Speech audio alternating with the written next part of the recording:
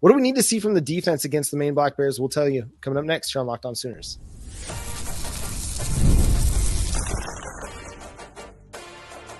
You are Locked On Sooners, your daily podcast on the Oklahoma Sooners. Part of the Locked On Podcast Network, your team every day. Again, thanks for making Locked On Sooners your first listen every single day. Shout out to all the everydayers out there. Tune in, subscribe to the show wherever you get your podcast. Defensively, Jay, what's top of mind for you against Maine? Top of mind is more young boys, right? So Brent Venables talked about the three young safeties that we have, Reggie Powers, the third, Jaden Hardy, as well as Baba Yaga, Michael Boganowski.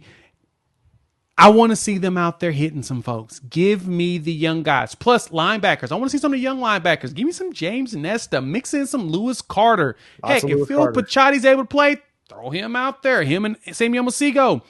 We're all past the red shirt point with some of them. So let's see how they can handle the defense and how they can call things out. Defensive line. I would love to see more PJ Adebaware. I want to see him next to David Stone. Throw out there a little Nigel Smith. Give me some Daniel Koye. I want to see more of the younger players out there on the defense because I want to see if they're ready to handle the calls and be able to run the defense. I need our main guys to be healthy. So, no pun intended with the main thing. But at the same time, we've got Missouri coming up the following week. So this is a great opportunity for those guys to get in, get a little warm, but then pass down to young guys, and the young guys show us what they're made of. And I think they can do it. The big thing is like we talked about with offense, we need this on film. That way, when you're going back in the office and the coach is saying, now let's look at how you did on this play. This was the call. This is what the offense did. Did you pay attention in film study? It looks like it or it did not look like it. I want to be able to have those conversations. That way, whenever we're prepping for 2025 later on, they have something to reference back to. What are you looking for? Well, I think you're right, man. I think it's a good opportunity to get a guy like Makari Vickers a lot more snaps. Give him a healthy dose of snaps to see if he can improve upon some of the things he hasn't necessarily done well so far this season. I think you've seen enough Jaden Jackson that you don't necessarily need to throw him out there for a full compliment. He's running with your ones for a good reason because he's really, really stinking good. He's held up against SEC competition. So if you want to give him a couple series, give him a quarter, and then give him a break, I'm cool with that. You can let him chill. He's done a great job so far in his true freshman season. So yeah, I want to see more Marcus Strong, more Ashton Sanders. Those are guys that can still be big time contributors to your defensive tackle rotation down the road. Dejon Terry, he won't be here next year. And then you got one more year with Grayson Halton. You're going to need to continue to develop those guys and hopefully make them a part of that rotation next year and the year beyond. Again, because you're going to need that depth. We're seeing this year how impactful having a good rotation of defensive tackles can benefit you. Oklahoma is really, really good against the run. They're generating a little bit of pressure on the pass rush. So continue to develop those guys. I'm with you, man. Nigel Smith, Danny Okoye. But ultimately what I want to see is start to finish, whistle to whistle domination. I want to see Oklahoma's defense go out, play 4 quarters of dominating football that does not give Maine any chance and doesn't give them any life in this game. No long drives, no big plays, no coverage busts, nothing. Do the remember the Titans thing. Don't let them gain 1 yard or I'm pulling all of you out. Hey, none of it. You will blitz all night. I mean, that's what we need. We need them to go out there and put the pressure on them. I want Maine to feel like we were in their practice all week. Mm-hmm. I want these young defenders to show us that they can make other teams feel that way. I want them to intimidate. I want them to go hit people. And the whole point of that is, again, we need this on tape because it's so much easier to teach to something once you're out there because you could ask questions of why did you do this? The play was this. You moved here.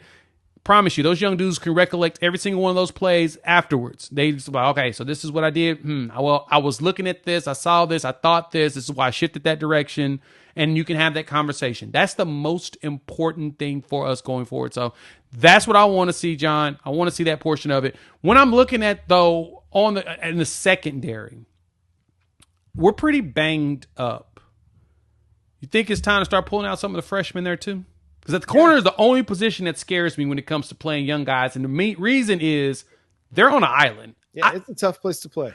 Personal opinion, corner is the hardest position to play in football. And I say that because you don't know if it's a pass or a run. And if the play busts, you're chasing a dude nonstop. You have no clue where he's going. That's all you're doing, right? Yeah. Quarterback's a lot of thinking, but you have an idea of what the play is. You can think through. You have an idea to process things fast. Offensive line's tough because you have to go backwards while the defensive line is going forward. So you got to figure out how to move around. But with corner, you don't know what's going on. Yeah. You're 100% guessing in hopes that because and nobody else can really help you as much as you would like unless you're going in cover 2 or cover 3. But a lot of times it's typically a cover 1. And so you've got maybe one dude back there. It's you on an island a lot of the times. It's tough. So I'm wondering if it makes sense to throw the young corners out there too, or if we should go ahead and preserve them for practice. Dude, I don't see any reason why not play Jeremiah Newcomb a bunch in this game. That's fair. Like, give me him. Eli Bowen has stood out. He's shown that he can hold up against SEC competition.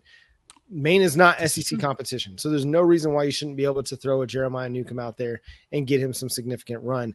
As far as other young cornerbacks, man, I mean, Jacoby Johnson, you gotta see him play. I want to see him play more. It's just not a group that right now has gotten a ton of playing time because you've relied upon the Des Malones and the Kenai Walkers. I think you still play a bunch of Kenai Walker, but yeah, I mean, give me some Jeremiah Newcomb, man. Let me see him in this game. He's played 2 games so far this season. Let me see some Devin Jordan. He's only played in 3 games. Let me see some of these young guys get an opportunity and see if they can hold up a little bit better and be more consistent. The only way you're going to find out is by playing him. The only way they found out that Eli Bowen could hold up is by playing him. I mean, yes, he probably showed out in practice, but practice doesn't always translate to the field on Saturdays, but he showed up and he showed out and he was consistent and confident and doing the right things and making the tackles when they were there to be made. Let's see if Jeremiah Newcomb can be an answer for you in your cornerback rotation. So yeah, it's time to play the young guys at corner and figure out, can they help you down the stretch, or are we still working on developing for 2025 and beyond? Yeah, we need to go ahead. It's all about now future, and it's unfortunate that, we're in a way looking at that, but at the same time, that's kind of the point of these tune-up games with your traditional SEC FCS team. This is the game that's here specifically to tune your team up. Right. We'll have another one next year, and it'll be late in the season again, right? Because we play Michigan next season at the crib, which that's going to be a very interesting game as well.